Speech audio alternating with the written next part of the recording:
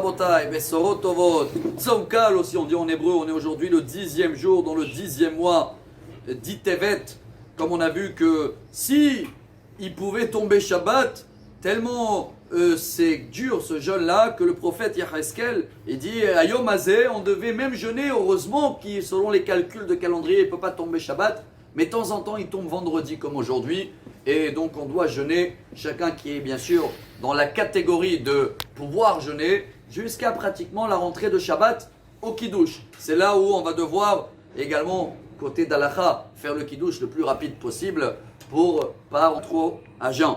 Également, chacun il demande à son rabbin de la communauté, mais vu les halachot, mais on a le droit bien sûr de prendre la douche aujourd'hui avec de l'eau chaude, se préparer, même ceux-là qui ont besoin de se couper les cheveux, si les coiffeurs ils sont pas en confinement, etc. Mais, chers amis, nous on va essayer de comprendre également pourquoi ils ont associé la Rabbanout Arachit dans les années 50, la journée du Shoah, Yom HaShoah Aklali avec le dit Tevet. Ce qui veut dire aujourd'hui, d'abord en jeûne sur un événement qui s'est passé dans l'année 588 avant zéro, il y a 2608 ans en arrière. Il est venu Nebuchadnezzar, le dit Tevet, il a mis un siège, on dit comme ça, sur la ville de Jérusalem. Et 1 an et demi après le début de ce siège-là, le 9 Av, le premier temple a été détruit. Et combien des juifs, apparemment, ils sont morts? Il y en a beaucoup des Gemarot dans le Talmud, mais il y en a qui disent jusqu'à 3 millions qui sont morts. Et comme c'était le début les catastrophes du peuple juif, on l'a lié avec la fin, la dernière catastrophe qui est la Shoah avec 6 millions.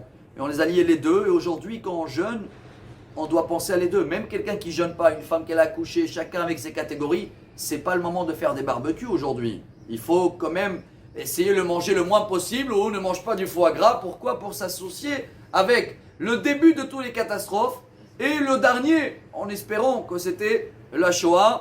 Et également, c'est le décès de Ezra Sofer, qui lui, il a redonné l'espoir dans la deuxième exil, dans le début du deuxième temple.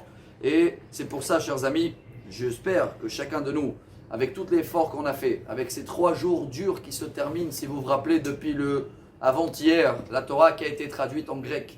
Hier, une naissance qu'elle veut pas, même pas là, le Talmud veut dire ce qui s'est passé.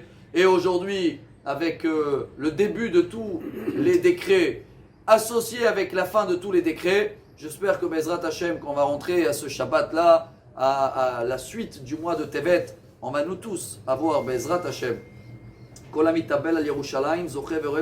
Chacun qui s'associe avec les moments durs, les moments de deuil sur Jérusalem et tous les restes, tout ce qu'on a souffert, lui il a une garantie d'avoir, si Dieu veut, de la joie, une joie doublée. Bezrat Hashem à partir de ce Shabbat. Shabbat Shalom à tous. Tzom Kal, Besorot Tovot. Amar Rabbi Elazar.